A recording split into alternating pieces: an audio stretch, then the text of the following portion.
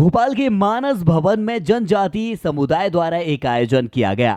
इस दौरान समुदाय के लोगों का कहना है कि आजादी के 75 साल बाद भी जनजातीय समुदाय की समस्याओं का समाधान नहीं किया गया। वहीं इस समुदाय के विद्यार्थियों को छात्रवृत्ति का लाभ भी नहीं मिल पाता, जिसके चलते यह समुदाय शिक्षा के क्षेत्र में पिछड़ रहा है। इस संबंध में युवान न्यूज के संवाददाता राजू प्रजापति ने समुदाय के पदाधिकारियों से चर्चा की। राजधानी भोपाल के अंदर आज विश्व के देशराज कोयतुर जनों का अंतर्राष्ट्रीय दिवस बड़े ही हर्षोल्लास के साथ मनाया जा रहा है और जो नागरिक और जो जहाँ के पदाधिकारी हैं, जो देश ही नहीं प्रदेश और जिले से अन्य जगहों से पहुँचे हैं, अपनी अपनी समस्याएं बता रहे हैं और बहुत ही गंभीर समस्याएं अभी तक है कि देश की आज़ादी को 75 वर्ष से ज़्यादा हो चुके हैं, इसके बावजूद भी इनकी समस्याओं का निराकरण नहीं हो सका। आज हम उन्हीं से चर्चा करना चाहेंगे। सर बताइए, कितने प्रकार की समस्याएं हैं, किन समस्याओं को लेकर आप यहाँ पहुँचे हैं? आज विश्व आज़ादी मनाया जा रहा है कार्यक्रम।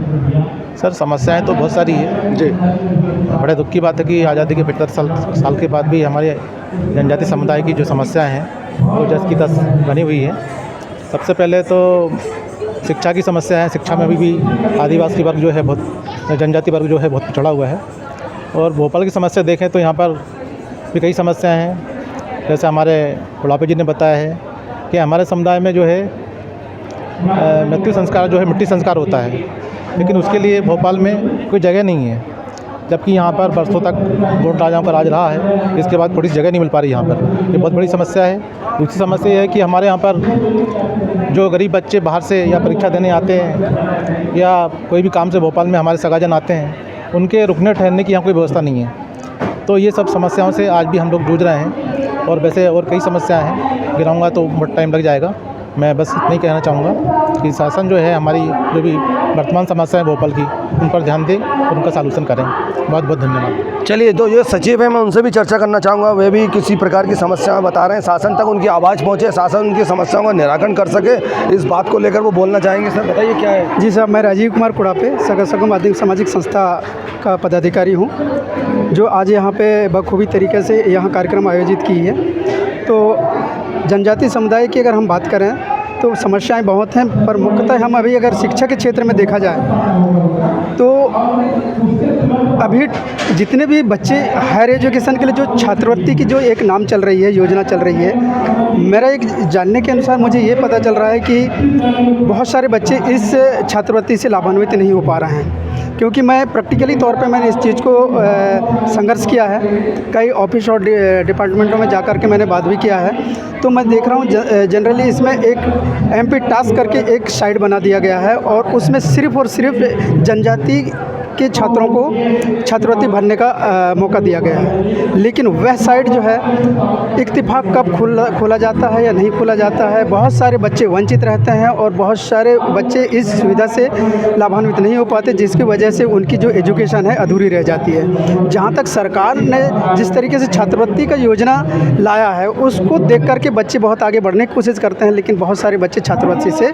वंचित रहते हैं। अभी हायर एजुकेशन में बहुत सारे बच्चों, जैसे अगर नर्सिंग की बात करें, हम बहुत सारे हायर एजुकेशन की बात करें, उन बच्चों के आज भी 2018-19 से बहुत सारे कॉलेजों में उनकी छात्रवृत्ति फॉर्म आज भी नहीं भराया है। क्योंकि MP टास्क आप अलग करके एक प्रकार के हमें लगता है कि एक निश्चित वर्ग को आप कहीं ना कहीं बहुत गड्ढे में डाल रहे हैं, क्योंकि वो उनका एजुकेशन नहीं बढ़ पा रहा है। दूसरी बात, जो हमारी एक प्रथा है कि कोई व्यक्ति जब ख़त्म होता है तो उसको दफनाने की, तो उसके लिए मैंने बात तो रख ही चुका हूँ।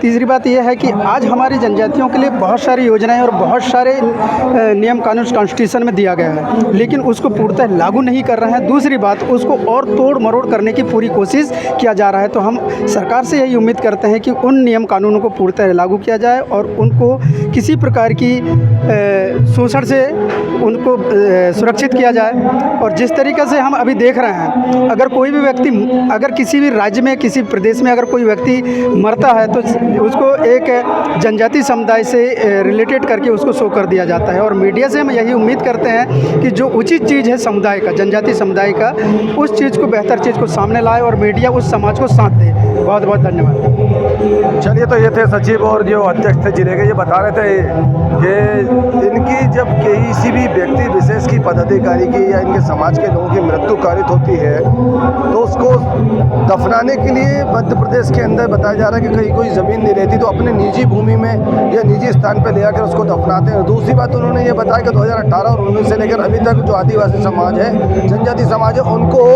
अभी तक छात्रवृत्ति नहीं मिल पाई, जिससे वो शिक्षा से वंचित रह रहे हैं और उन्हें दिक्कत हो रही। तो प्रदेश सरकार से उनका यही अपील है, यही प्रार्थना है कि जल्द से जल्द की इन समस्याओं का निराकरण कर सके। भोपाल से ह्यूमन न्यूज़ के लिए राजू प्रजापति।